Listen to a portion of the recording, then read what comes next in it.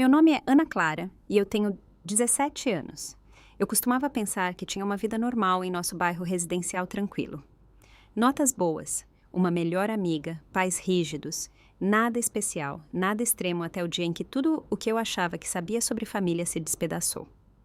Meu próprio pai me trancou no porão de casa por 3 dias sem comida. Minha própria mãe disse a todos que eu estava apenas saindo com amigos. 3 dias no escuro, faminta e apavorada. Tudo porque ousei sonhar com um futuro que eles não escolheram para mim. Se você está assistindo a isso de algum lugar seguro agora, por favor, se inscreva no canal e me diga nos comentários onde você está. Minha história pode ser difícil de ouvir, mas eu prometo que há uma razão pela qual preciso compartilhar o que aconteceu a seguir. Antes de tudo desmoronar, minha vida parecia bem comum vista de fora. Eu morava em um sobrado com um gramado bem cuidado, em um bairro onde as pessoas sorriam e acenavam, mas na maior parte do tempo cuidavam da própria vida. Meu pai, Ricardo, trabalhava como supervisor de produção em uma fábrica a cerca de 30 minutos de nossa casa. Ele serviu no exército por 12 anos antes de eu nascer, e aquela precisão militar nunca o abandonou. Tudo em nossa casa tinha um lugar, e tudo precisava estar em seu lugar. Meu quarto estava sujeito a inspeções aleatórias. Minha lição de casa era verificada não apenas para ver se estava completa, mas também pela organização. O jantar era sempre às 19h em ponto, e se atrasar nunca era uma opção. Minha mãe, Lídia, trabalhava meio período na biblioteca municipal. Ela era mais quieta, mais suave em sua abordagem, mas não menos comprometida em manter o que meu pai chamava de ordem na tropa. Quando ele explodia por pequenas infrações, como um copo deixado na pia ou sapatos não perfeitamente alinhados na entrada, ela me lançava um olhar que dizia: apenas faça o que ele quer. Ela nunca o contradizia, nunca me defendia quando o castigo dele parecia excessivo. A maneira dela de demonstrar amor era entrar silenciosamente no meu quarto, depois com um lanche, ou se oferecer para ajudar com a lição de casa. Era a sua maneira de se desculpar sem ter que admitir que algo estava errado. As regras em nossa casa eram infinitas. Sem redes sociais. O celular tinha que ser entregue às 21h todas as noites. Amigos tinham que ser pré-aprovados, o que significava que a Júlia era minha única amiga de verdade. Nós nos conhecíamos desde o ensino fundamental, e os pais dela eram do tipo que meus pais aprovavam, conservadores, frequentadores da igreja, rígidos com a própria filha. O que meus pais não sabiam era que a Júlia e sua família me proporcionavam uma janela para o que uma vida familiar normal poderia ser. Eles também tinham regras, mas havia risadas em sua casa. Desentendimentos aconteciam sem gritaria. Erros eram tratados como oportunidades de aprendizado, não como falhas morais. A escola se tornou meu santuário. Eu mantinha minhas notas sempre acima de 9/0, não apenas por causa das expectativas dos meus pais, mas porque o sucesso acadêmico parecia ser meu único bilhete para a eventual liberdade.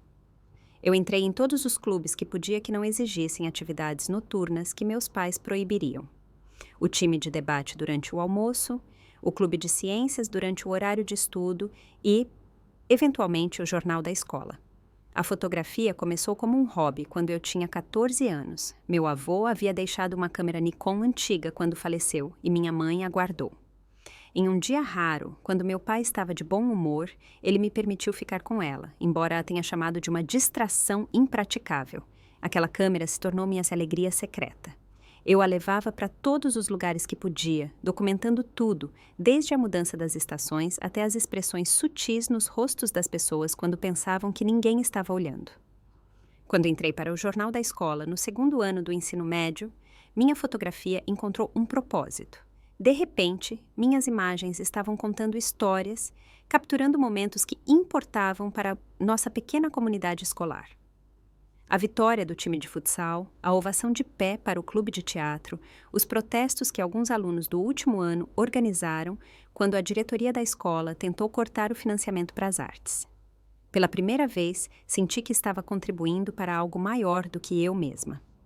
Meus pais relutantemente me permitiram entrar no jornal porque ficava bem nas inscrições para a faculdade. Mas eles não tinham ideia de como isso estava me mudando. A professora Matos, nossa orientadora, foi a primeira adulta que me perguntou o que eu pensava sobre questões importantes. Ela nos encorajava a olhar além da superfície, a questionar, a investigar. Um bom jornalista, ela dizia, não se satisfaz com a primeira resposta. Cave mais fundo, pergunte por quê, siga as evidências onde quer que elas levem. Essas palavras acenderam algo dentro de mim que eu nunca tinha sentido antes. Em casa, questionar era desafio. No jornal, era nossa missão. No terceiro ano, fui promovida a editora de fotografia. Era um cargo pequeno, em um jornal pequeno, mas para mim parecia enorme. A professora Matos começou a me dar tarefas mais desafiadoras. Capture o que é ter 17 anos no Brasil hoje, ela disse uma vez. Em outra ocasião, mostre-me como é a esperança em nossa cidade. Essas tarefas me levaram a olhar minha comunidade de forma diferente, a ver tanto sua beleza quanto suas falhas. À medida que minha perspectiva se ampliava, a estreiteza sufocante da minha vida em casa se tornava mais difícil de suportar. Pequenos atos de rebelião começaram a surgir. Eu questionei por que nunca discutíamos os acontecimentos atuais no jantar. Perguntei se poderia participar de um workshop de fim de semana sobre mídias digitais. Fiquei até mais tarde na escola sem ligar primeiro. Cada pequeno desafio era recebido com consequências crescentes, privilégios revogados, tarefas extras, tratamentos de silêncio que podiam durar dias. Minha mãe sussurrava, apenas peça desculpas, apenas faça o que ele quer. É mais fácil assim. Mas algo em mim não conseguia mais fazer isso. Quanto mais eu documentava a vida de outras pessoas através da lente da minha câmera, mais eu percebia o quão errada era a minha própria situação. Então, veio o e-mail da UFRJ. Eles estavam organizando um curso de verão de jornalismo para estudantes do ensino médio. 2 semanas no Rio de Janeiro, aprendendo com jornalistas profissionais, criando histórias multimídia sobre questões urbanas. A professora Matos havia me indicado com base no meu portfólio. Isso pode mudar sua vida, ela me disse, com os olhos sérios. Este é o tipo de oportunidade que abre portas. Eu soube imediatamente que meus pais nunca permitiriam. 2 semanas longe de casa, no Rio de Janeiro, com pessoas que eles não conheciam ou aprovavam. Era impossível. Mas, pela primeira vez na vida, eu não conseguia aceitar o não inevitável deles. Essa oportunidade parecia tudo pelo que eu vinha trabalhando. Parecia o meu futuro. Então, tomei uma decisão que, em última análise, levaria aqueles 3 dias na escuridão. Eu decidi não contar a eles. Eu encontraria uma maneira de ir sem a permissão deles. Foi a primeira vez que contemplei uma desobediência tão direta, e apesar do meu medo, parecia que finalmente estava conseguindo respirar. A inscrição para o curso de verão de jornalismo da UFRJ exigia assinaturas dos pais, um fato que quase me deteve antes mesmo de começar, mas a determinação torna as pessoas engenhosas. Eu escaneei uma das muitas autorizações escolares que minha mãe havia assinado no passado e a editei cuidadosamente no laboratório de informática da escola. Para a taxa do programa, eu vinha guardando dinheiro de aniversário e feriados por anos, escondido em um livro oco que mantinha atrás da minha cômoda. Meus pais nunca me deram privacidade, mas também nunca esperaram engano. Quando a carta de aceitação chegou, foi o momento mais feliz da minha vida. Eu havia sido selecionada entre centenas de candidatos de todo o meu país. A carta elogiava meu portfólio e mencionava como estavam impressionados com minha perspectiva única e habilidade técnica. Eu li aquelas palavras repetidamente durante o horário do almoço, com a Júlia gritando de alegria ao meu lado. Você tem que ir, ela insistiu. Isso é incrível, Ana. Meus pais nunca vão deixar, eu disse, embora já tivesse decidido que encontraria um jeito.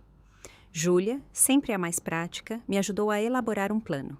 O programa coincidia com a viagem anual de sua família para visitar parentes no Paraná.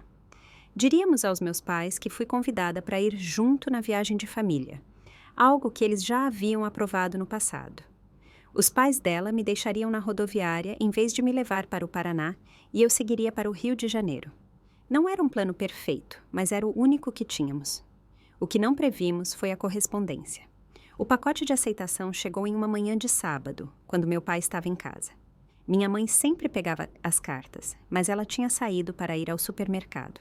Quando ouvi o clique da caixa de correio, corri para pegar o envelope grosso com o logotipo da UFRJ, mas meu pai já estava lá. "O que é isso?" ele perguntou, virando o pacote nas mãos. Eu estendi a mão para pegá-lo, tentando parecer casual, mas meu coração batia tão forte que me senti tonta. Apenas algumas informações de faculdade que eu pedi, eu disse, a mentira saindo desajeitadamente dos meus lábios. Ele ergueu uma sobrancelha. Então você não se importará se eu abrir. Antes que eu pudesse protestar, ele estava rasgando o envelope. Fiquei paralisada na nossa entrada, observando enquanto ele tirava a carta de boas-vindas, o cronograma do programa, o mapa do campus, a designação de alojamento. Seu rosto escurecia a cada item que ele extraía. Curso de verão de jornalismo da Universidade Federal do Rio de Janeiro. Ele leu em voz alta, sua voz perigosamente baixa. Parabéns pela sua aceitação neste prestigioso programa. Ele olhou para mim, e eu nunca tinha visto uma fúria tão fria em seus olhos. Quando exatamente você planejava nos contar sobre isso? Eu gaguejei algo sobre ter acabado de descobrir, sobre querer discutir com eles adequadamente. As mentiras se amontoaram e se emaranharam enquanto o pânico subia pela minha garganta. Não minta para mim, ele disse, me cortando. Esta carta diz que você se inscreveu meses atrás. Diz que você enviou um portfólio. Diz que você listou a professora Matos como referência. Ele puxou outro papel. E o que é isso? Um formulário de autorização alterado digitalmente com a assinatura da sua mãe. A falsificação era a pior ofensa aos olhos dele. Pior que o segredo, pior que o plano de partir sem permissão. Em seu mundo, a desonestidade era a traição suprema. Minha mãe voltou do mercado e o encontrou andando de um lado para o outro na sala de estar, o conteúdo do pacote espalhado pela mesa de centro. Eu estava sentada, rígida, na beirada do sofá, com lágrimas escorrendo pelo meu rosto. O que está acontecendo? Ela perguntou, colocando as sacolas de compras no chão. Meu pai empurrou a carta de aceitação para ela. Sua filha tem conspirado pelas nossas costas, falsificando assinaturas, planejando fugir para o Rio de Janeiro. Eu não estava fugindo, protestei. É um programa de jornalismo de prestígio. A professora Matos me indicou. Apenas 30 estudantes de todo o país foram aceitos. O rosto da minha mãe empalideceu enquanto ela lia a carta. Ah, Ana Clara, ela sussurrou. O que você estava pensando? Eu estava pensando que vocês nunca me deixariam ir, gritei. Eu estava pensando que este é o meu sonho e vocês nunca escutam o que eu quero. Você tem 17 anos, meu pai gritou. Você não decide essas coisas. Nós somos seus pais.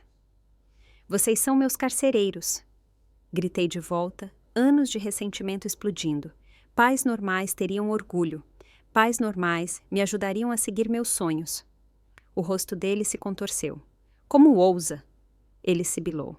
Depois de tudo que fizemos por você, os sacrifícios que fizemos, os valores que tentamos instilar, e é assim que você nos retribui? Com mentiras, falsificação e desrespeito. Minha mãe tentou intervir. Ricardo, vamos todos nos acalmar e discutir isso racionalmente. Mas ele estava além da razão. Ela vem planejando isso há meses, Lídia. Meses de engano bem debaixo do nosso nariz. Ele se virou para mim. Quem te ajudou? Foi aquela mulher, a Matos? Foi a Júlia? Recusei-me a implicar qualquer outra pessoa. Eu fiz isso sozinha, insisti. Ele riu, um som áspero e sem humor. Mais mentiras. Você é incapaz de dizer a verdade agora, não é? Ele agarrou meu braço, me puxando do sofá. Já tive o suficiente disso. Ricardo, o que você está fazendo? Minha mãe perguntou, sua voz aumentando em alarme. O que eu deveria ter feito anos atrás, quando vimos os primeiros sinais dessa rebeldia? Ela precisa entender que há consequências para suas ações. Ele começou a me arrastar em direção à porta do porão. Lutei contra seu aperto, mas anos de trabalho na fábrica o haviam tornado forte. Mãe, implorei, faça alguma coisa. Minha mãe ficou paralisada, o conflito evidente em seu rosto. Ricardo, talvez a gente devesse apenas tirar o celular dela, deixá-la de castigo. Isso não funcionou, ele retrucou. Ela precisa de tempo para pensar sobre suas escolhas, para apreciar o que tem antes que seja tirado dela. Ele me puxou escada abaixo para o porão, meus protestos ecoando nas paredes de concreto. Nosso porão não era acabado. Usado principalmente para armazenamento e para a bancada de trabalho do meu pai. Estava sempre frio. A única luz, vindo de uma única lâmpada no pé da escada e de uma pequena janela basculante que deixava entrar uma luz mínima do dia. Você quer independência, ele disse, finalmente soltando meu braço. Vamos ver como você se sai sozinha por um tempo. Você não pode me deixar aqui embaixo, chorei, esfregando o braço onde seus dedos haviam cravado. 3 dias, disse ele. 3 dias no escuro para consertar sua atitude. Sem celular, sem computador. Tempo para pensar no caminho que você está seguindo e onde ele leva. Eu me lancei em direção às escadas, mas ele já estava recuando, fechando a porta. Pai, por favor, eu implorei. Isso é loucura. A última coisa que vi foi o rosto da minha mãe atrás do ombro dele, seus olhos arregalados de angústia, mas sua boca silenciosa. Então a porta bateu e ouvi a tranca deslizar para o lugar. Os passos se afastaram. Eu estava sozinha na semi-escuridão. A realidade do que acabara de acontecer chocante demais para ser totalmente compreendida. O ar do porão me atingiu imediatamente, um frio úmido que penetrou na minha camiseta fina. Fiquei paralisada no pé da escada, olhando para a porta trancada, minha mente incapaz de processar o que acabara de acontecer. Pais não trancam seus filhos no porão. Isso era coisa de filme de terror ou de notícias sobre abusos terríveis, não algo que acontecia em casas suburbanas limpas com gramados aparados e mães que trabalhavam em bibliotecas. Ele vai voltar, sussurrei para mim mesma. Ele só está tentando me assustar. Subi as escadas e bati na porta. Entendi, gritei. Você provou seu ponto, me desculpe. As palavras pareceram amargas na minha boca. Um pedido de desculpas que eu não sentia por algo que não estava errado, mas eu teria dito qualquer coisa naquele momento para escapar do porão. Nenhuma resposta veio. Pressionei meu ouvido contra a madeira e pude ouvir vozes abafadas no andar de cima. O tom mais agudo da minha mãe ocasionalmente se elevando acima do tom mais grave do meu pai, mas não consegui distinguir as palavras. Bati novamente. Mais forte desta vez, meus punhos começando a doer. Isso não tem graça. Me deixem sair. Ainda nada. Virei-me para inspecionar minha prisão. O porão se estendia por cerca de 10 metros em cada direção, um grande espaço aberto com piso de cimento e paredes de bloco. A bancada de trabalho do meu pai ficava contra uma parede, suas ferramentas penduradas em perfeita ordem acima dela. Caixas de decorações de Natal e roupas velhas estavam empilhadas em um canto. O antigo aquecedor de água zumbia contra outra parede. Uma única lâmpada pendia do teto no pé da escada. Apertei o interruptor, inundando o espaço com uma luz forte, e comecei a procurar outra saída. A única janela era uma pequena abertura retangular perto do teto, uma janela basculante que dava para o nível do solo. Foi projetada para ventilação, não para fuga, talvez 30 centímetros de altura por 45 centímetros de largura. Mesmo que eu pudesse alcançá-la empilhando caixas, não tinha certeza se conseguiria passar por ela. Havia outra porta que levava ao quintal, mas eu já sabia que estava trancada com cadeado por fora. Meu pai havia instalado aquela fechadura anos atrás, após uma série de arrombamentos no bairro. Agora, ela me manteria dentro com a mesma eficácia com que mantinha os intrusos fora. Meu celular. Levei a mão ao bolso antes de lembrar, com uma sensação de desespero, que meu pai o havia tirado de mim no início da semana como punição por chegar 15 minutos atrasada da escola. Eu estava usando o laboratório de informática para terminar de editar fotos para o jornal, perdi a noção do tempo e ganhei uma restrição de celular de 3 dias.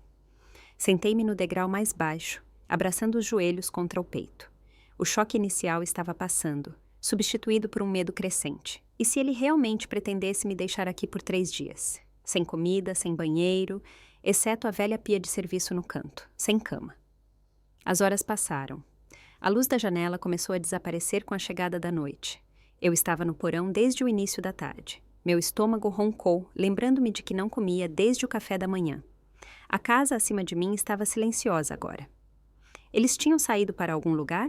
Me deixado completamente sozinha. Voltei para a porta e tentei uma abordagem diferente. Mãe, chamei, suavizando minha voz. Mãe, por favor, preciso usar o banheiro, estou com fome. Eu sabia que ela era o elo mais fraco, aquela que poderia ceder sob o peso da culpa. Mais silêncio. O porão estava ficando mais escuro com a queda da noite. Apertei o interruptor da luz novamente, grata pelo menos pela iluminação. Mas enquanto me movia em direção à bancada do meu pai, imaginando se havia algo lá que eu pudesse usar, a luz de repente se apagou, me mergulhando em uma escuridão quase total. Não! Eu disse ofegante, correndo de volta para o interruptor e apertando-o repetidamente. Nada aconteceu. Ele havia cortado a energia do porão. Apenas a mais tênue luz da lua filtrava pela janela, me deixando nas sombras. Voltei cambaleando para as escadas e me sentei. O pânico crescendo no meu peito. A escuridão parecia física, pressionando-me de todos os lados. Eu nunca tive medo do escuro antes, mas isso era diferente. Isso era isolamento, abandono, traição pelas pessoas que deveriam me proteger. Meus olhos gradualmente se ajustaram o suficiente para distinguir formas vagas. Decidi tentar dormir para fazer o tempo passar mais rápido. As escadas eram desconfortáveis, mas me enrolei como pude, usando o braço como travesseiro, tremendo no ar frio. O sono veio em surtos irregulares, interrompido por ruídos estranhos do aquecedor de água, pelo desconforto da minha posição e pelo vazio roedor no meu estômago. Quando a luz da manhã finalmente começou a filtrar pela janela, eu estava com uma dor de cabeça latejante por desidratação e fome. Fui até a pia de serviço e abri a torneira. Os canos gemeram, mas a água saiu. Bebi profundamente, o gosto metálico mal registrando em meio à minha sede. Pelo menos eles não tinham cortado a água. À medida que o porão ficava mais claro, comecei uma exploração mais completa, procurando por qualquer coisa que pudesse me ajudar. A lanterna do meu celular teria sido inestimável, mas sem ela, tive que esperar a luz do dia para ver direito. Em uma caixa de equipamento de acampamento, encontrei uma velha lanterna a pilha. Quando cliquei no interruptor, uma luz amarela fraca emergiu. As pilhas estavam quase gastas, mas era alguma coisa. Também encontrei um bloco de notas antigo e uma caneta em uma gaveta da bancada do meu pai. Comecei a escrever, em parte para documentar o que estava acontecendo, caso precisasse de provas mais tarde, e em parte para me manter sã. Escrevi sobre os eventos que levaram ao meu aprisionamento, sobre meus sonhos para o futuro, sobre meu crescente entendimento de que o que meus pais estavam fazendo não era disciplina normal, mas abuso. As horas se arrastaram. A pequena janela fornecia luz suficiente para acompanhar a passagem do sol. Pela minha estimativa, era meio da tarde do primeiro dia quando ouvi passos no andar de cima. A porta do porão se abriu e a silhueta do meu pai apareceu no topo da escada. "Pai", eu disse, minha voz rouca, "por favor, me deixe sair. Isso não está certo." Ele desceu até a metade da escada e colocou uma garrafa de água no degrau. 3 dias, ele repetiu. 3 dias no escuro vão te consertar. Consertar o quê? Exigi, um flash de raiva cortando meu medo. Consertar eu querer um futuro? Querer ser jornalista? O que há de errado nisso? Sua atitude, sua rebeldia, sua ingratidão. Ele começou a subir as escadas. "Onde está a mãe?" Gritei atrás dele. "Ela sabe que você está fazendo isso?" Ele fez uma pausa. "Sua mãe e eu estamos unidos nisso. Você precisa aprender a ter respeito." Antes que eu pudesse responder, ele se foi. A porta se trancou atrás dele. Corri para pegar a garrafa de água, racionando pequenos goles, embora quisesse esvaziá-la imediatamente. Uma garrafa para quanto tempo? Ele não havia trazido comida. A noite caiu novamente, e eu me encolhi no chão com uma lona empoeirada que encontrei entre as caixas de armazenamento. A temperatura havia caído ainda mais, e eu não conseguia parar de tremer. A fome havia passado do desconforto para uma dor oca e constante. Cochilei de forma irregular, acordando frequentemente com os sons da casa se acomodando acima de mim. Na manhã do segundo dia, ouvi meus pais discutindo no andar de cima. Suas vozes estavam abafadas, mas eu podia dizer que minha mãe estava chateada. Ela estava finalmente o enfrentando? Ela me deixaria sair? Eu a chamei, mas ou ela não podia me ouvir ou estava escolhendo não responder. Passei aquele dia metodicamente vasculhando cada caixa e recipiente no porão, procurando por algo útil. Em uma caixa com os pertences do meu avô, encontrei algo inesperado. Um celular antigo de flip. Meu coração acelerou enquanto eu pressionava o botão de ligar, mas nada aconteceu. A bateria estava morta, e mesmo que estivesse carregada, era tão antigo que o serviço provavelmente estava desconectado. Ainda assim, foi a primeira esperança real que encontrei. Guardei o celular no bolso, continuando minha busca por algo que pudesse ajudar. Em outra caixa, encontrei alguns dos meus antigos projetos escolares, pinturas e relatórios do ensino fundamental que minha mãe havia guardado.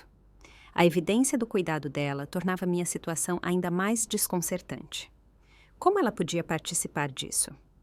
No terceiro dia, eu estava fraca de fome e privação de sono. A escuridão constante quando o sol se punha estava afetando minha mente. Eu me peguei falando sozinha, apenas para ouvir uma voz humana. As pilhas da lanterna haviam acabado, me deixando na escuridão completa após o pôr do sol. Eu havia terminado toda a água que meu pai deixara e minha boca estava seca novamente. Deitei no chão do porão, olhando para o teto, imaginando se eles realmente pretendiam me libertar no final de 3 dias, ou se isso também havia sido uma mentira. O que aconteceria quando eu voltasse para a escola? Alguém notaria a mudança em mim? Eu contaria a alguém o que havia acontecido? Foi quando me lembrei de algo crucial. Na caixa com o telefone do meu avô, eu tinha visto um cabo de carregador. Era um tipo mini USB antigo, mas a pia de serviço tinha uma tomada acima dela para as ferramentas elétricas do meu pai. Com as mãos trêmulas, peguei o cabo e o telefone, conectei-o e esperei. Após cerca de 20 minutos, a tela piscou e ganhou vida. Uma barra de bateria, sem sinal de serviço, mas havia energia suficiente para ligar a função de lanterna. A luz fraca parecia um milagre depois de tanta escuridão. Naveguei pelas funções do telefone, procurando por algo útil. Havia contatos antigos, fotos dos meus avós que eu nunca tinha visto e algo inesperado. O telefone ainda tinha a capacidade de enviar mensagens de texto. Mesmo sem serviço, muitos telefones ainda podem enviar textos por Wi-Fi. O Wi-Fi da nossa casa chegava ao porão. Eu nunca tinha tentado usá-lo aqui antes. Naveguei até as configurações de rede e quase chorei quando vi nossa rede doméstica aparecer. O sinal estava fraco, mas estava lá, e meu pai, com todas as suas tendências controladoras, nunca havia mudado a senha do Wi-Fi do padrão impresso no roteador. Com os dedos trêmulos, escrevi uma mensagem para a Júlia. No porão, meus pais me trancaram. 3 dias. Sem comida. Ajuda. Apertei enviar e observei o pequeno círculo girar. A mensagem seria enviada neste telefone antigo. Júlia, ao menos, haveria? Era minha única chance. A mensagem foi marcada como entregue, mas não havia como saber se ela me havia recebido. Tudo o que eu podia fazer era esperar e torcer para que alguém percebesse que algo estava muito errado em nossa perfeita casa suburbana. A espera foi excruciante. Fiquei olhando para a tela do telefone até o aviso de bateria fraca piscar. Então, relutantemente, o desconectei para economizar a energia restante. Se a Júlia tivesse recebido minha mensagem, o que ela faria? Acreditaria? Parecia loucura até para mim, e eu estava vivendo isso. Tentei imaginar o cenário da perspectiva dela. Sua melhor amiga de repente envia uma mensagem bizarra, alegando estar aprisionada em sua própria casa. Seria fácil descartá-la como uma brincadeira ou um engano, mas a Júlia me conhecia. Ela sabia que eu nunca brincaria com algo assim, e ela tinha visto a crescente tensão com meus pais ao longo dos anos. Horas se passaram sem resposta.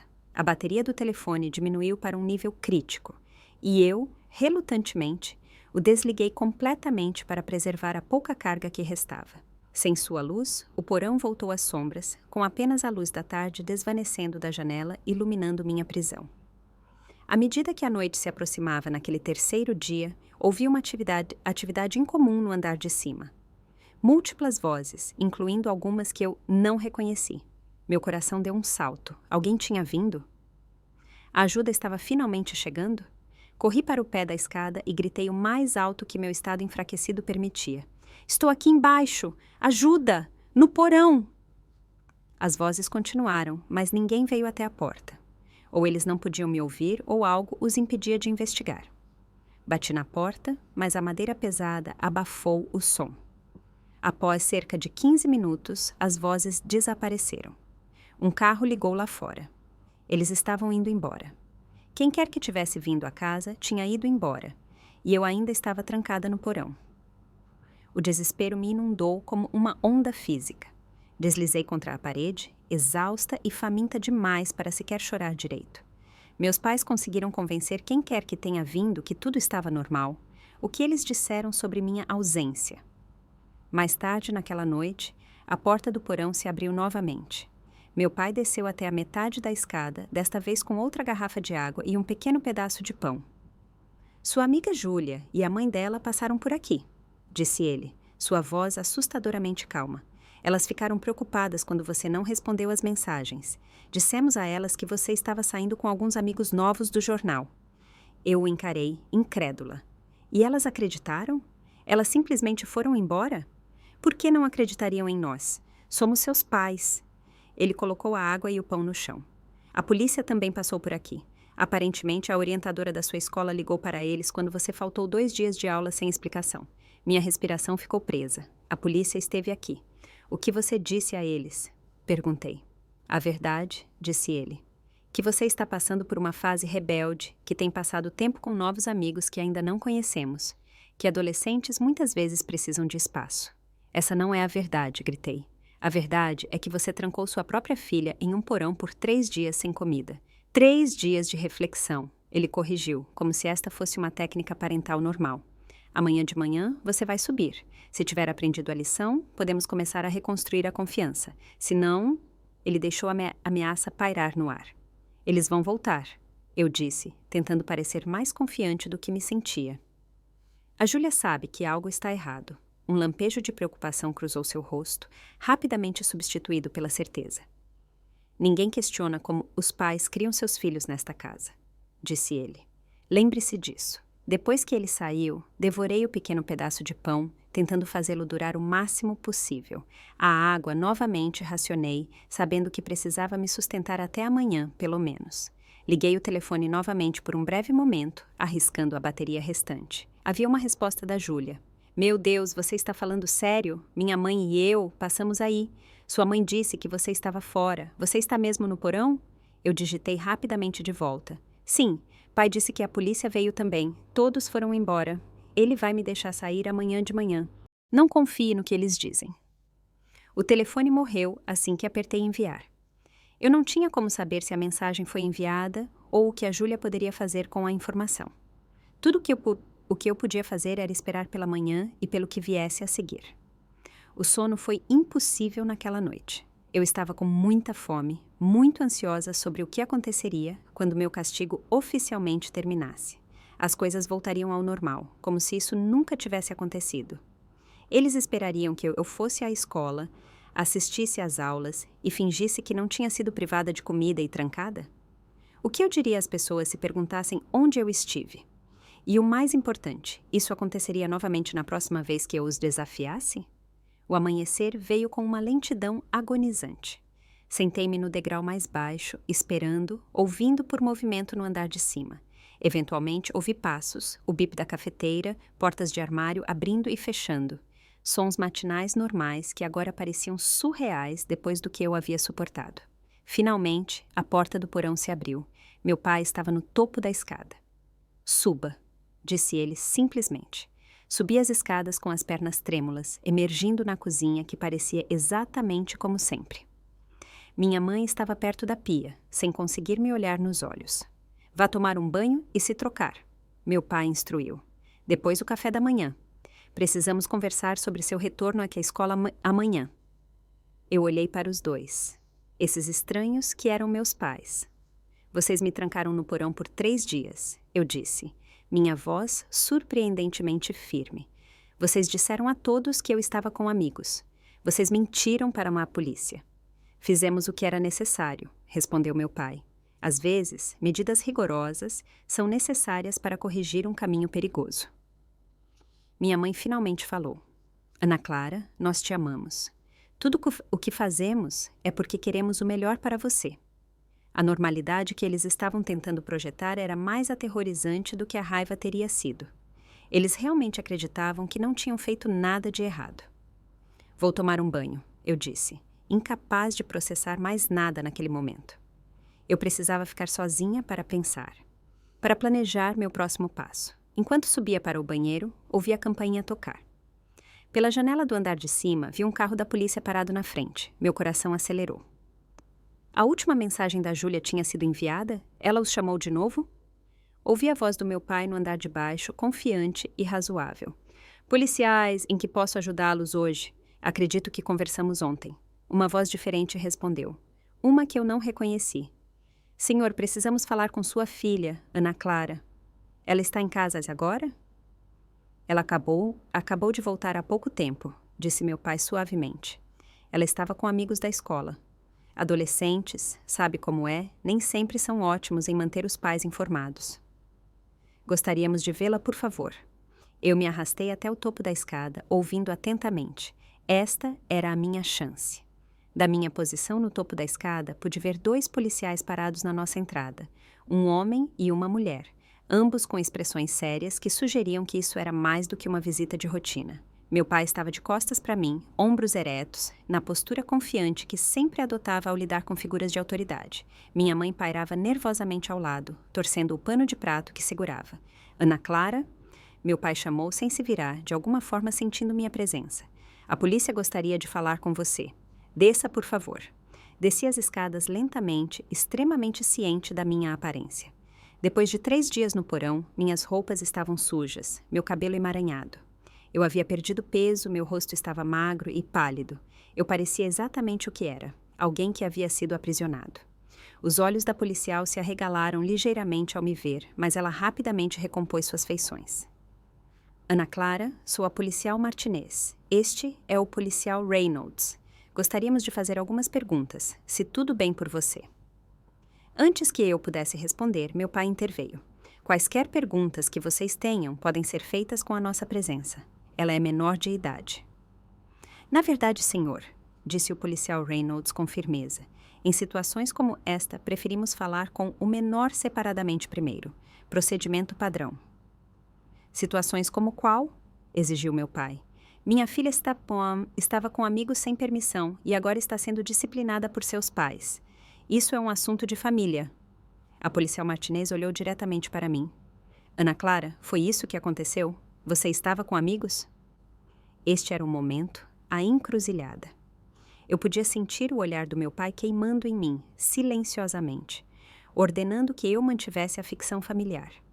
Os olhos assustados da minha mãe imploravam o mesmo. Por 17 anos, eu os obedeci, guardei seus segredos, aceitei sua versão da realidade. Não, eu disse, minha voz pouco acima de um sussurro. Eu fui trancada no porão por 3 dias sem comida. O rosto do meu pai escureceu. Ela está sendo dramática. Nós a restringimos ao porão como punição por planejar fugir para o Rio de Janeiro sem nosso conhecimento. Ela tinha acesso à água e a um banheiro. Foram 3 dias de reflexão, não de aprisionamento. Isso não é verdade, contestei, encontrando força em finalmente dizer a verdade. Ele cortou a energia. Ele me deu uma garrafa de água por dia e nenhuma comida até ontem à noite. A porta do porão tranca por fora. Os policiais trocaram olhares. Senhor, senhora, disse o policial Reynolds, precisamos investigar essas alegações. Existe uma entrada para o porão que possamos ver?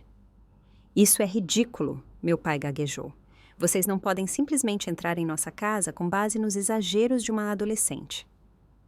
Na verdade, disse a policial Martinez, pegando o celular, recebemos algumas evidências preocupantes que nos dão causa provável. Ela virou o telefone para meus pais, e eu tive um vislumbre do que parecia ser um vídeo sendo reproduzido. O rosto do meu pai ficou flácido de choque. Onde você conseguiu isso? Ele perguntou, sua voz de repente menos confiante.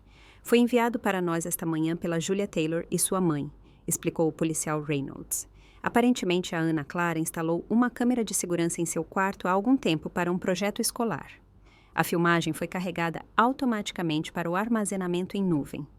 Ela mostra você levando a Ana Clara à força para o porão há 3 dias, junto com o áudio das ameaças feitas. A câmera. Eu havia me esquecido completamente dela. Meses antes, eu realmente havia instalado uma pequena câmera para um projeto de fotojornalismo sobre um dia na vida de uma adolescente. O trabalho havia terminado, mas eu nunca tirei a câmera. Era tão pequena, escondida entre os livros na minha prateleira, que meus pais nunca a notaram, e eu a configurei para fazer backup automático na minha conta na nuvem. Júlia deve ter se lembrado. Ela tinha acesso ao meu armazenamento em nuvem porque havíamos trabalhado em projetos escolares juntas. Quando minha mensagem chegou, ela deve ter verificado a filmagem. Minha mãe afundou no degrau mais baixo, seu rosto pálido. Ricardo, o que nós fizemos? Ela sussurrou. A fachada confiante do meu pai desmoronou. Pela primeira vez na vida, vi medo em seus olhos. Vocês não entendem, disse ele aos policiais. Estávamos tentando protegê-la. Ela estava planejando fugir para o Rio de Janeiro. Vocês sabem o que acontece com garotas adolescentes no Rio? Senhor, disse o policial Reynolds com firmeza, precisamos ver o porão agora. Relutantemente, meu pai os levou até a porta do porão. A policial Martinez ficou perto de mim, sua presença protetora. A tranca está do lado de fora, observou o policial Reynolds, examinando a porta. E parece haver um cadeado novo também. Para a segurança, insistiu meu pai fracamente. A porta do porão dá para o quintal. Tivemos arrombamentos no bairro há alguns anos. O policial Reynolds destrancou ambas as fechaduras e abriu a porta, revelando até a escada escura. O interruptor de luz não funciona, ele observou, apertando-o inutilmente. Problema no disjuntor, disse meu pai. Vamos descer e dar uma olhada, sugeriu o policial Reynolds, pegando sua lanterna. Todos nós descemos para o porão. As lanternas dos policiais iluminando o espaço que havia sido minha prisão. A lona que usei como cobertor estava no chão. As garrafas de água vazias estavam reunidas em um canto. A bancada do meu pai estava contra a parede, minhas anotações desesperadas ainda sobre sua superfície. Foi aqui que você foi mantida? A policial Martinez me perguntou gentilmente. Eu assenti, incapaz de falar, enquanto a realidade dos últimos três dias desabava sobre mim novamente. E você não comeu nada durante todo o tempo? Apenas um pedaço de pão ontem à noite, confirmei, e uma garrafa de água por dia. O policial Reynolds estava examinando a janela, a pia de serviço, a porta para o quintal com seu cadeado externo. Não são exatamente condições humanas, ele observou sombriamente. Precisamos pedir a vocês dois que venham conosco para a delegacia, a policial Martinez disse aos meus pais. Temos alguns assuntos sérios a discutir. Vocês estão nos prendendo? Minha mãe perguntou, sua voz falhando. Por disciplinar nossa filha? Isso vai além da disciplina, senhora, disse o policial Reynolds. Com base no que vimos e na evidência em vídeo, há acusações potenciais de colocar menor em perigo, cárcere privado e maus tratos. O rosto do meu pai passou de confiante a assustado, para uma máscara de raiva fria. Ele se virou para mim. Você fez isso, ele disse, sua voz baixa e perigosa, depois de tudo que fizemos por você. A policial Martinez se interpôs entre nós. Senhor, vou pedir que não se dirija à sua filha dessa maneira. Por favor, subam e peguem uma identificação. Vocês virão conosco para a delegacia. Enquanto eles levavam meus pais para cima, permaneci no porão por um momento, olhando ao redor do espaço que me manteve cativa. 3 dias haviam mudado tudo. 3 dias haviam revelado a verdade sobre minha família que eu sempre senti, mas nunca reconheci completamente. 3 dias me libertaram de mais maneiras do que uma. Quando subi as escadas e emergi na luz da nossa cozinha, Júlia e sua mãe estavam paradas na porta. Os policiais as deixaram entrar. Júlia correu para mim, envolvendo-me em um abraço forte que quase me derrubou em meu estado enfraquecido. Eu sabia que algo estava errado, ela sussurrou. Quando sua mãe disse que você estava com amigos, eu sabia que era mentira. Você teria me contado. A mãe dela se aproximou com mais cautela, seus olhos observando minha condição com horror crescente. Oh, Ana Clara, ela disse. Se nós soubéssemos. Vocês não tinham como saber. Eu a tranquilizei. Eles sempre foram tão cuidadosos para parecerem normais para todos os outros. Enquanto meus pais eram escoltados para o carro da polícia lá fora, os vizinhos começaram a se reunir nos gramados e varandas, observando o impensável acontecer em nossa rua suburbana perfeita. A família com o gramado impecável, o pai que organizava a vigilância do bairro e a mãe que era voluntária na feira de livros da biblioteca, sendo levados em um carro da polícia enquanto sua filha ficava na porta, visivelmente suja e desnutrida. O segredo foi revelado. A fachada cuidadosamente mantida havia desmoronado. E em algum lugar, sob meu esgotamento, fome e trauma, senti o primeiro e tênue despertar de algo inesperado. Alívio. As horas seguintes passaram em um turbilhão de atividades e emoções. A policial Martinez sugeriu que eu fosse examinada no hospital, e eu não resisti. 3 dias sem comida me deixaram desidratada e fraca, meu corpo começando a se consumir por energia. A polícia chamou uma ambulância, que chegou com as luzes piscando, mas sem sirene, uma pequena misericórdia que evitou ainda mais a atenção do bairro. Enquanto os paramédicos me ajudavam a subir na maca, vi vislumbres de vizinhos observando por trás das cortinas ou em pequenos grupos na calçada. Dona Abigail, do outro lado da rua, tinha a mão pressionada contra a boca em choque.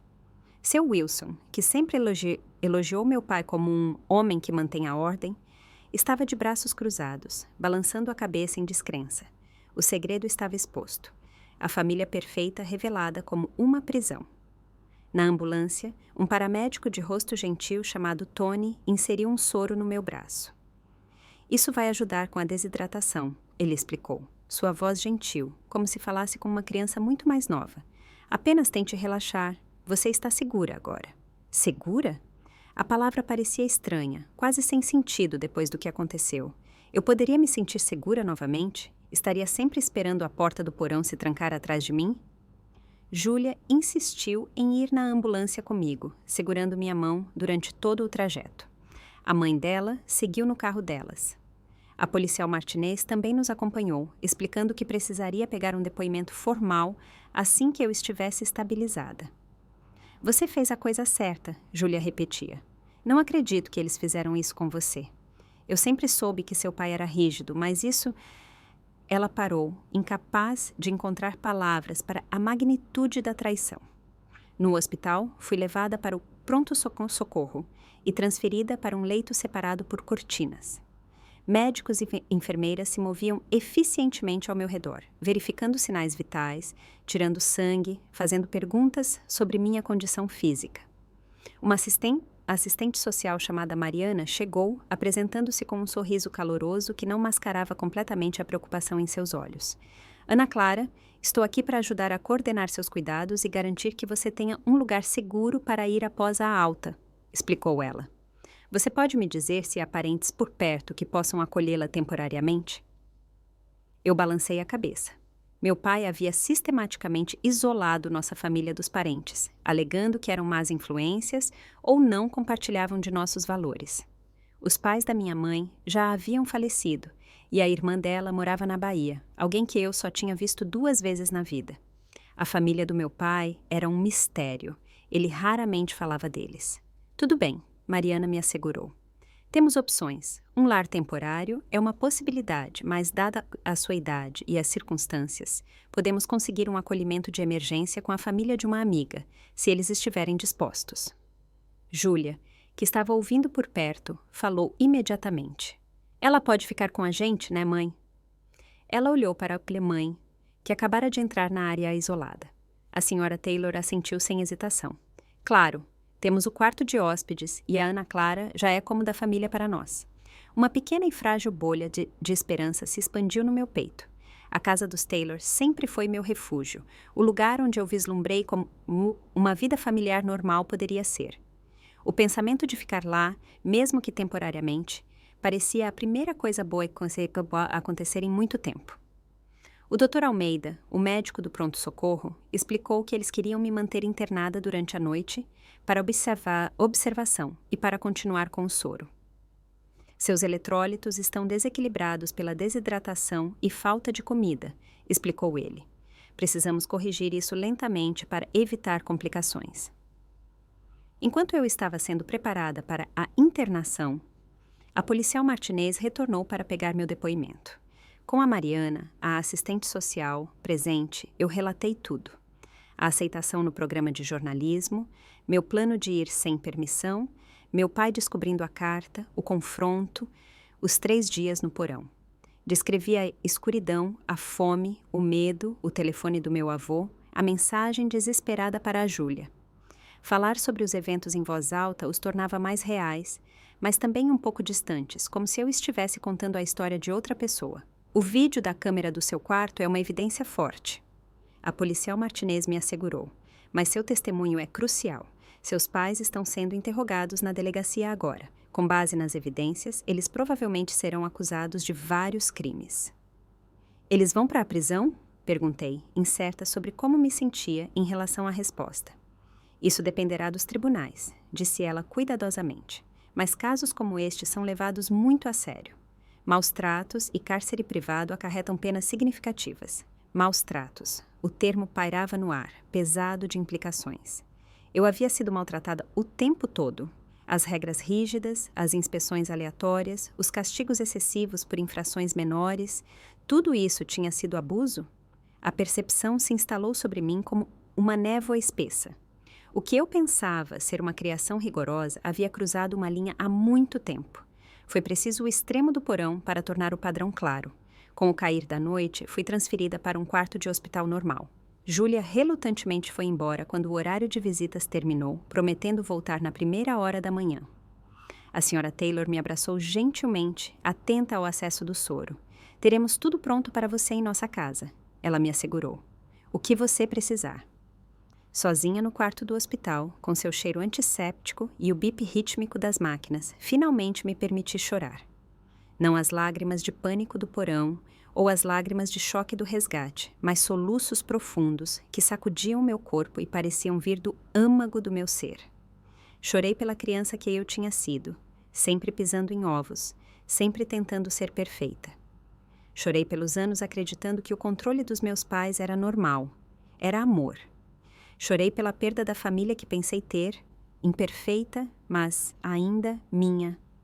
Uma enfermeira da noite chamada Glória ouviu meu choro e entrou, sentando-se silenciosamente ao lado da minha cama. Ela não ofereceu clichês ou me disse que tudo ficaria bem. Ela simplesmente me entregou lenços de papel e sentou-se comigo até a tempestade passar. Às vezes, ela disse finalmente, a parte mais difícil da cura é aceitar que você não merecia o que aconteceu com você. Suas palavras se alojaram em meu coração como uma semente, algo a que eu voltaria muitas vezes nos meses seguintes. Amanhã trouxe uma agitação de atividades. Os médicos fizeram suas visitas, declarando-me estável o suficiente para a alta. Mariana voltou com a papelada para o acolhimento temporário de emergência com os Taylor. Um investigador da Delegacia de Defesa da Mulher, DDM, veio fazer perguntas de acompanhamento e me informou que ambos os meus pais haviam sido indiciados e estavam detidos aguardando audiências de custódia. Sua mãe está alegando que também tinha medo do seu pai, o investigador me disse, que ela queria te ajudar, mas estava com muito medo das consequências. Pensei em sua presença silenciosa atrás do meu pai, enquanto a porta do porão se fechava, sua falha em intervir por 3 longos dias. Ela poderia ter ligado para alguém, eu disse, minha voz monótona. Ela poderia ter destrancado a porta quando ele não estava em casa. Ela escolheu não fazer isso. No início da tarde, fui levada do hospital para o carro da senhora Taylor. Júlia havia me trazido roupas limpas de seu próprio armário, um pouco grandes, mas infinitamente melhores do que as sujas que eu estava usando por dias. O hospital me permitiu tomar um banho e uma voluntária gentil me ajudou a lavar e pentear meu cabelo emaranhado. Enquanto íamos para a casa dos Taylor, olhei pela janela para as ruas familiares da nossa cidade. Tudo parecia simultaneamente o mesmo e completamente diferente.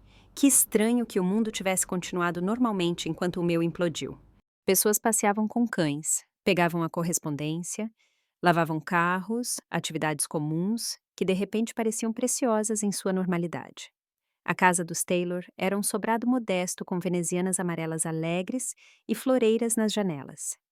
Não era tão grande ou tão perfeitamente mantida quanto a casa dos meus pais, mas irradiava um calor que nossa casa estéril nunca teve. Entrar pela porta da frente foi como entrar em um mundo diferente. A senhora Taylor me mostrou o quarto de hóspedes que havia sido preparado às pressas para minha chegada. Roupas de cama limpas na cama, um vaso de margaridas na cômoda, uma cesta com produtos de higiene novos. Espero que seja confortável, disse ela. Sei que não é o seu lar, mas... É perfeito, eu a assegurei, incapaz de expressar o quanto isso era melhor do que o lar que eu havia deixado. Naquela noite, enquanto estávamos sentados ao redor da mesa de jantar dos Taylor, comendo uma lasanha caseira, o Sr. Taylor explicou gentilmente que a escola havia sido notificada da minha situação e estava preparada para o meu retorno quando eu me sentisse pronta. Sem pressão, ele enfatizou. Sua saúde vem em primeiro lugar. A escola ainda estará lá quando você estiver pronta. O pensamento de voltar para a escola, de encarar colegas de classe que inevitavelmente teriam ouvido rumores sobre o que aconteceu, era avassalador. Mas eu também ansiava pela normalidade das salas de aula, das tarefas, do jornal da escola. Talvez na próxima semana, eu disse hesitante. Gostaria de pelo menos mandar um e-mail para a professora Matos, para que ela saiba o que aconteceu. O Sr. Taylor assentiu. Vamos comprar um celular novo para você amanhã, disse ele, e qualquer outra coisa que você precisar. Naquela noite, na cama desconhecida, mas confortável, do quarto de hóspedes, fiquei acordada ouvindo os sons normais da casa dos Taylor se acomodando para uma noite. A música da Júlia tocando suavemente no corredor, o Sr. Taylor assistindo ao jornal da noite, a máquina de lavar louça zumbindo na cozinha. Nenhum passo monitorando meus movimentos, nenhuma porta sendo trancada por fora. Apenas o zumbido suave de uma casa onde as pessoas se sentiam seguras. O sono não veio facilmente. Toda vez que eu fechava os olhos, estava de volta à escuridão do porão. Mas quando finalmente adormeci, foi com o conhecimento de que, quando a manhã chegasse, eu estaria livre para abrir minha porta e sair. Era uma liberdade que eu nunca mais daria como garantida. 6 meses depois daqueles 3 dias no porão, eu estava em frente ao espelho no banheiro de hóspedes dos Taylor, que se tornou meu banheiro no que agora era meu quarto. O rosto que me encarava ainda era reconhecivelmente meu, mas diferente de maneiras sutis. Minhas bochechas haviam se enchido novamente após a fome. Meus olhos pareciam mais claros, mais focados. Mas a maior mudança era invisível. Uma mudança na forma como eu me portava. A tensão perpétua em meus ombros havia diminuído. Eu não me encolhia mais com movimentos bruscos ou ruídos altos. Parei de escanear constantemente meu ambiente em busca de sinais de perigo. Viver com os Taylor me mostrou o que a família poderia e deveria ser. Eles tinham regras, claro, razoáveis sobre horários e tarefas e trabalhos escolares, mas também havia risadas em torno da mesa de jantar. Desentendimentos aconteciam sem gritos ou ameaças. Erros eram tratados como oportunidades de aprendizado, não como falhas morais. Mais importante, o amor era expresso abertamente, não usado como uma arma ou uma corrente. O processo judicial andou mais rápido do que o esperado. Meu pai inicialmente se declarou inocente, sustentando que suas ações estavam dentro de seus direitos como pai. Mas, confrontado com a evidência em vídeo condenatória e meu testemunho, seu advogado acabou negociando um acordo. Ele foi condenado a 4 anos de prisão por maus-tratos e cárcere privado, com aconselhamento obrigatório e aulas de paternidade. Ele seria elegível para a liberdade condicional em 2 anos. O caso da minha mãe foi mais complicado. Ela alegou ser vítima do comportamento controlador do meu pai, com medo demais para intervir em meu favor. Havia alguma verdade nisso, eu tinha que admitir. Eu testemunhei seu controle sobre ela por anos. Mas ela também foi uma participante ativa no meu aprisionamento, mantendo a mentira para amigos e para a polícia. No final, ela recebeu uma sentença suspensa, 5 anos de liberdade condicional, terapia obrigatória e aulas de paternidade. Ela estava morando com a irmã na Bahia agora, me enviando cartas que eu ainda não estava pronta para ler. O caso de proteção à criança foi resolvido com relativa facilidade, dada a minha idade. Aos 17, quase 18, o tribunal concedeu a guarda temporária aos Taylor até meu aniversário, quando eu seria legalmente uma adulta. Eles deixaram claro que a casa deles continuaria sendo minha pelo tempo que eu precisasse ou quisesse, independentemente do meu status legal. Minhas sessões de terapia com o Dr. Castro se tornaram a pedra angular da minha recuperação. 2 vezes por semana no início, agora reduzidas a 1 vez por semana, essas sessões me ajudaram a desembaraçar a complexa teia de emoções em torno do que aconteceu. Luto pela família que perdi. Raiva pelos anos de controle disfarçado de cuidado. Medo que ainda às vezes me agarrava na noite. E culpa, inesperada e indesejada, por ter causado a queda dos meus pais. Você não causou isso. O Dr. Castro me lembrava repetidamente. Você era uma criança buscando independência de maneiras normais e saudáveis. A resposta deles foi abusiva e criminosa. A culpa é deles, não sua. Lentamente, eu estava começando a acreditar nele. A escola foi tanto um desafio quanto uma salvação. Retornando 3 semanas após o incidente, como as pessoas cuidadosamente o chamavam, enfrentei olhares curiosos e conversas sussurradas que paravam quando eu me aproximava. Mas também encontrei um apoio inesperado. Professores que me procuravam discretamente, oferecendo prazos estendidos ou lugares tranquilos para me acalmar se necessário. Colegas que simplesmente me tratavam normalmente, um presente que eu não havia previsto. E havia a professora Matos, minha professora de jornalismo, que me chamou de lado no meu primeiro dia de volta e simplesmente disse: Seu trabalho fotográfico sempre mostrou sua capacidade de ver a verdade. Agora você a viveu. Quando estiver pronta, essa perspectiva a tornará uma contadora de histórias ainda mais poderosa. Ela manteve o cargo de editora de fotografia aberto para mim, me recebendo de volta à equipe do jornal sem pressão, mas com muito incentivo. E ela me ajudou a me inscrever novamente no programa de jornalismo da UFRJ para o verão seguinte, escrevendo uma carta de recomendação que me fez chorar quando ela me deixou ler. Ana Clara enfrentou uma adversidade que quebraria muitos adultos. Ela escreveu. Ela emergiu com sua compaixão e compromisso com a verdade. Não apenas intactos, mas fortalecidos. Sua fotografia já mostrava uma percepção notável. Agora, sua experiência de vida adicionou uma profundidade de compreensão que torna seu trabalho verdadeiramente excepcional. A carta de aceitação da UFRJ chegou em uma tarde de terça-feira de abril. Desta vez, quando a abri com as mãos trêmulas, a Sra. Taylor estava ao meu lado, sua empolgação igualando a minha. Desta vez, não haveria necessidade de engano, nem assinaturas falsificadas, nem planos secretos. Os Taylor já haviam se oferecido para me levar ao Rio de Janeiro de carro quando chegasse a hora. Mas talvez o desenvolvimento mais inesperado na minha jornada de recuperação tenha sido minha decisão de compartilhar minha história publicamente. Começou como um ensaio pessoal para o jornal da escola, navegando cuidadosamente pelas preocupações com a privacidade, mas ainda assim falando a verdade. A resposta foi avassaladora, com e-mails e mensagens de alunos que reconheceram elementos de suas próprias dinâmicas familiares na minha história. Alguns estavam enfrentando situações muito piores do que eu imaginava. Esse ensaio levou a um convite para falar em uma conferência sobre os direitos da criança e do adolescente, o que levou a um trabalho voluntário em uma organização local de apoio a adolescentes em crise. Comecei a documentar histórias de outros jovens que sobreviveram ao abuso familiar, usando minha fotografia para capturar sua resiliência em vez de sua vitimização. Tornou-se um projeto que deu propósito à minha dor, transformando minha experiência em algo que poderia ajudar os outros. Nem todos os dias eram bons. Eu ainda tinha pesadelos com a escuridão do porão. Certos cheiros, particularmente o cheiro de mofo e cimento de porões inacabados, podiam desencadear ataques de pânico. E havia momentos de tristeza devastadora pela família que eu havia perdido. Ou talvez nunca tivesse tido de verdade. Mas os dias ruins estavam se tornando menos frequentes, os dias bons mais comuns. No meu aniversário de 18 anos, os Taylor me fizeram uma pequena celebração. Júlia, que seria minha colega de quarto na faculdade no próximo semestre, decorou a sala de jantar com fotos de nossa amizade, escolhendo cuidadosamente aquelas que não incluíam meus pais.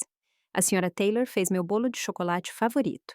O Sr. Taylor me presenteou com um cartão contendo uma chave de sua casa. Este sempre será um lar para você, disse ele simplesmente. Não importa para onde a vida te leve. Naquela noite, depois que todos foram para a cama, sentei-me à escrivaninha do meu quarto e abri meu laptop.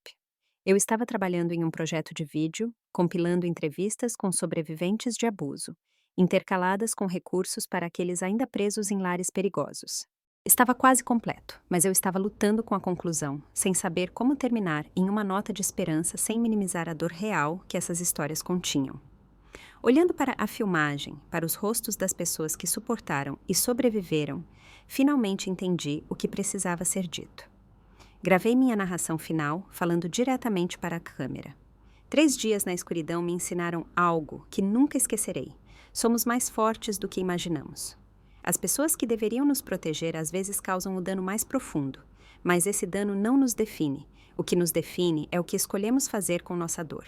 como reconstruímos, como estendemos a mão para ajudar outros ainda presos em sua própria escuridão. Se você está assistindo a isso de um lugar seguro, considere-se sortudo. Mas se você está assistindo de sua própria versão de um porão, saiba disto: há luz esperando. Há pessoas que acreditarão em você. Sua voz importa, sua liberdade importa. Você importa. O projeto seria lançado no dia seguinte. Parte do meu compromisso contínuo de transformar minha experiência em um recurso para outros.